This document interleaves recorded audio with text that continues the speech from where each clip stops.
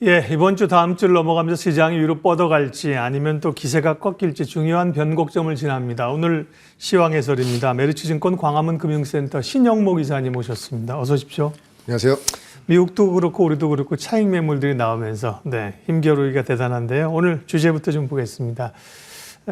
당면한 이슈는 가장 가까운 거는 이제 엔비디아 실적이 이제 오늘 밤에 이제 발표가 되죠. 관련해서 엔비디아를 팔까 살까라기보다는 전체 주식시장에 대한 비중을 변동성을 어떻게 대응할 것인가 이 생각인데요. 글쎄요, 엔비디아가 실적 규모 자체가 소위 매출이나 이익이 얼마가 나오느냐가 중요한 게 아니라 나왔을 때 시장이 어떻게 반응하느냐가 맞습니다. 중요한 건데요. 지혜로운 전략을 좀 주십시오. 서프라이즈 다 예상하는 대로 나올 것 같고요. 근데 지난번 3분기 때도 말씀드렸던 것 같아요. 서프라이즈에 서프라이즈가 나와야 지금 구간에서는 더 사기는 그렇지만 주가가 빠지지 않는다. 어제 미국 증시도 보면은 이제 약간 불안하니까 차익 매물 나오는 것 같고요. 지금 여러 가지 말들이 많지 않습니까? 실적이 좀 예상치보다 그 어떤 컨콜 내용이 좋지 않으면 또 여기서 이제 좀 약간 단기적인 조정이 크게 온다는 등 리드 타임이 줄었다는 등 맞습니다. 예.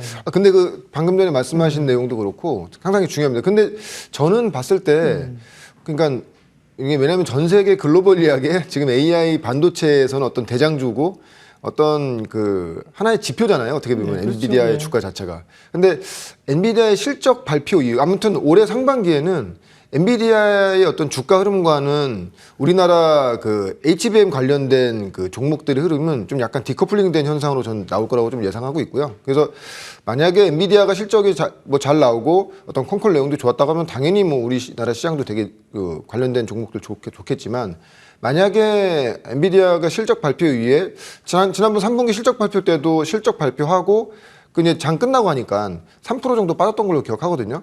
근데 만약에 이제 이번엔 그때보다 더 많이 올랐기 때문에 만약에 실망 매물이 나온다면 더 많이 빠지긴 하겠지만 그렇다고 해서 여기서 그 AI 반도체 시장이 주춤하고 가는 것이 아니고 오히려 여전히 우리나라 관련된 HBM 관련된 종목들은 그러니까 여기서 제가 이제 콕 집어서 말씀드렸던 AI 반도체가 아니고 HBM에 관련된 그 생태계 내에 있는 밸류체인에 있는 종목들은 오히려 매수 타이밍으로 가져가시는 게 좋겠다라는 좀 의견을 가지고 있습니다.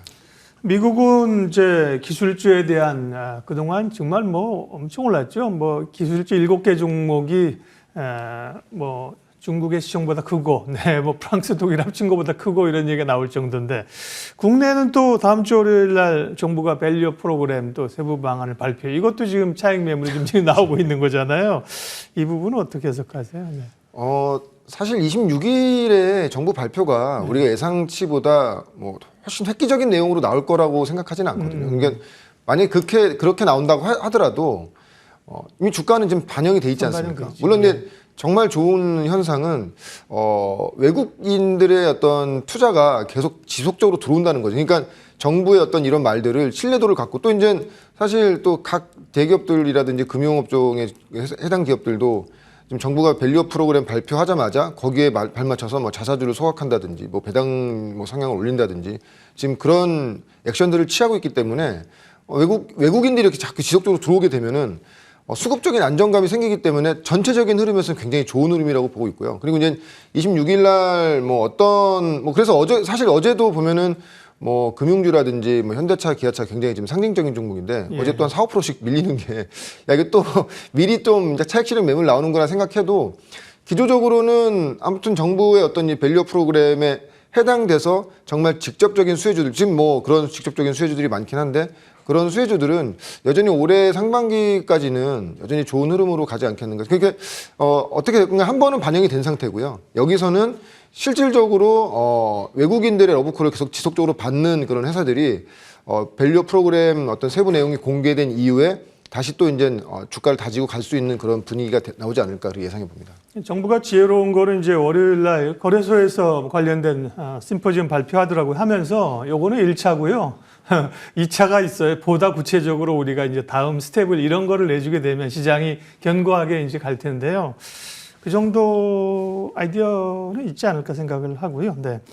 자, 엔비디아 우리가 했는데 결국은 이 AI와 관련된 혁명들이 직선으로 가는 건 아니잖아요. 곡선을 흘러가면서 변동성도 주는데 최근 뭐 반도체 AI와 관련된 뉴스들이 엄청납니다. 뭐 오픈 AI가 텍스트를 영상으로 변환해 이건 뭐 하나의 뭐 단계적인 프로그램 정도이고 돈들이 지금 투자가 거의 유일하게 이루어지는 섹터잖아요. AI 쪽에 엄청나게 지금 돈들이 몰리고 있는데 관련된 포인트 좀 잡아주십시오.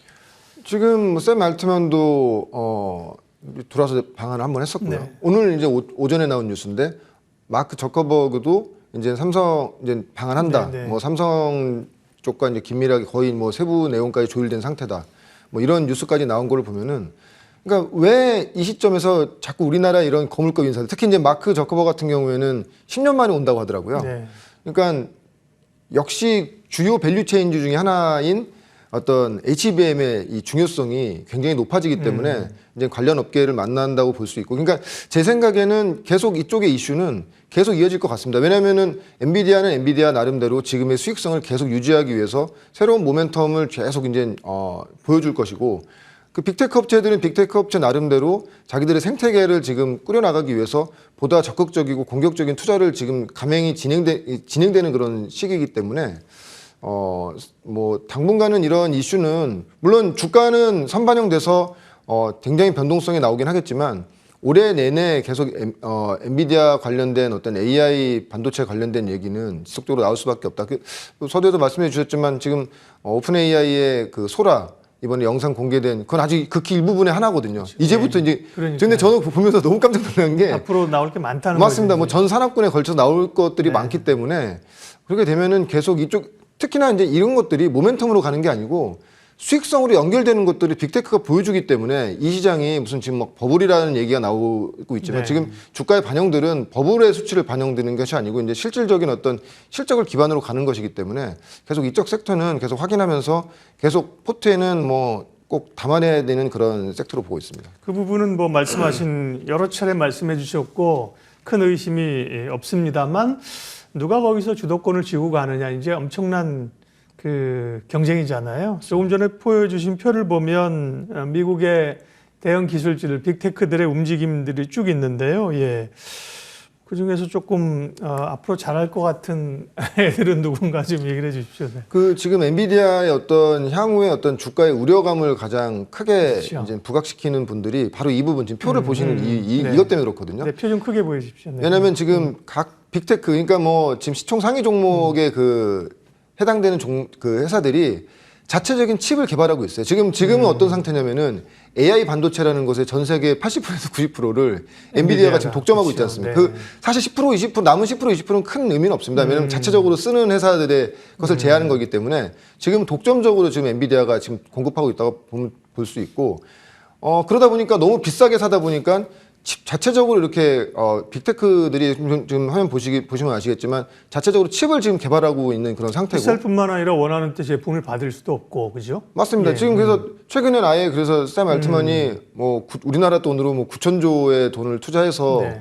뭐 완전히 그냥 그 수직 계열화를 다 시키겠다는 그런 포부까지 밟힐 정도면 그러니까 이렇게 빅테크 업체들의 진입으로 인해서 향후에는 엔비디아의 경쟁력이 좀 약간 좀 잃어가는 것이 아닌가? 그리고 이제 이 파일을 뺏기는 것이 아닌가의 그런 우려감도 있지만 중요한 것은 그렇기 때문에 엔비디아의 어떤 이런 그 이번 실적 발표 이후에 어떤 코멘트도 되게 중요하긴 하겠는데 우리나라 입장은 좀 다르다는 거죠. 왜냐면은 결론적으로 앞단에서 전방에서 빅테크 업체들이 저렇게 경쟁이 치열하게 되면 될수록 사실 HBM은 어떻게 보면은 글로벌리하게 지금 HBM3 같은 경우에는 SK 하이닉스가 독점적으로 지금 납품하고 있지 않습니까? 엔비디아를 통해서 그 이제 코어스 네. 만들죠. 그런 상태이기 때문에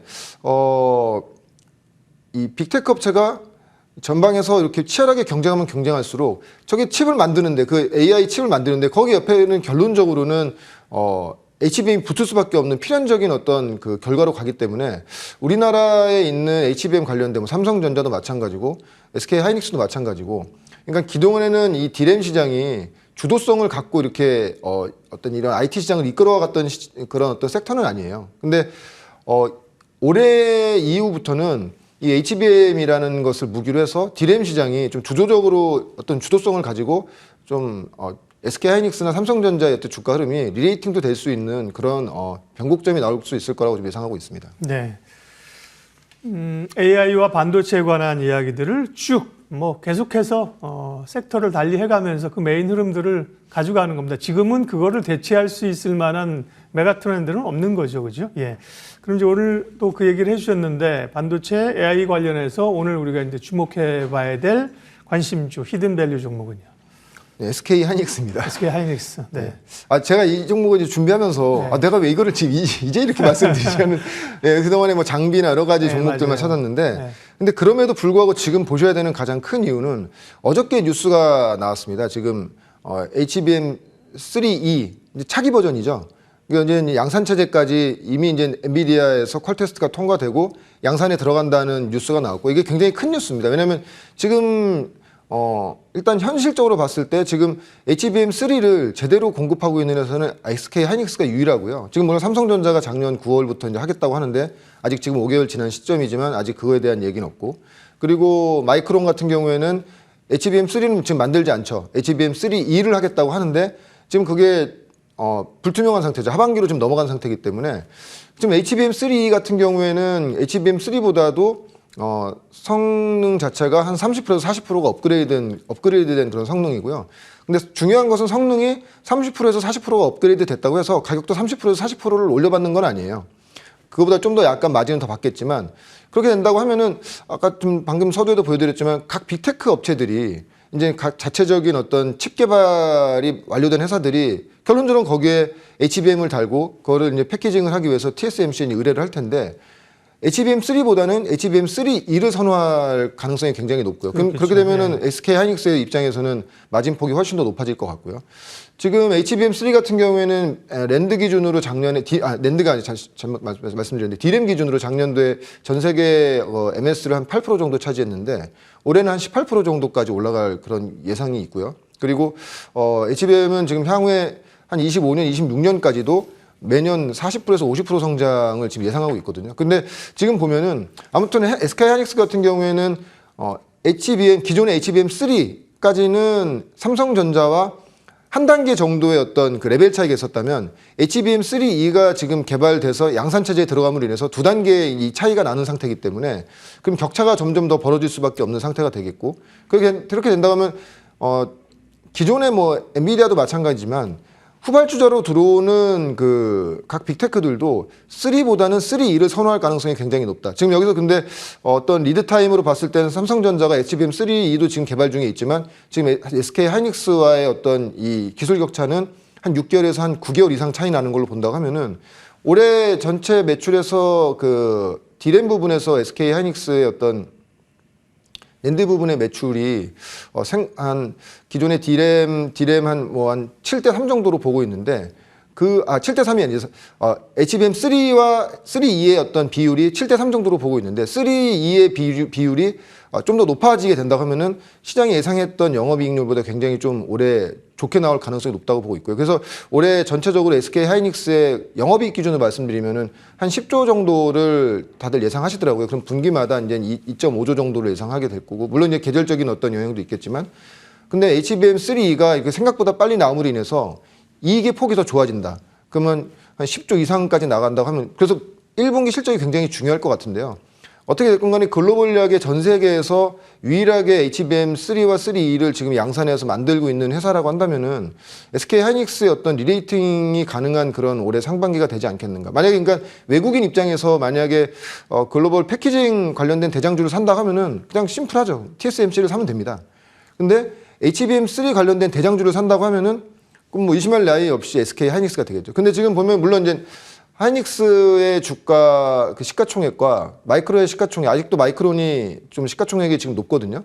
물론 이제 이게 미국 주식이냐 국내 주식이냐의 차이가 있겠지만 외국인 입장에서 봤을 때는 하이닉스를 안 살 이유가 없다고 저는 보고 있습니다. 물론 그래서 우리나라 같은 경우에는 밸류업으로 외국인들이 지금 많이 들어오고 있지만 우리나라에 들어온 외국인들 중에서 HBM 대장주를 산다고 하면은 SK 하이닉스가 밸류업이 아니고 SK 하이닉스는 지금 한 PBR 기준 1.3배 정도가 되니까 오히려 고밸류 상태이지만 그 고밸류에서 더 밸류업 될 수 있는 리레이팅이 되는 그런 구간이 올해 네. 상반기에 나오지 않겠는가 지금 그렇게 예상해 보고 지금 있습니다. 워낙 뭐저 PBR이 주목돼서 그렇지 사실 이런 성장주가 뭐 PBR 1.6이면 사실 뭐 고 PBR은 아니죠. 뭐 사실은 평균보다 낮은 거고요.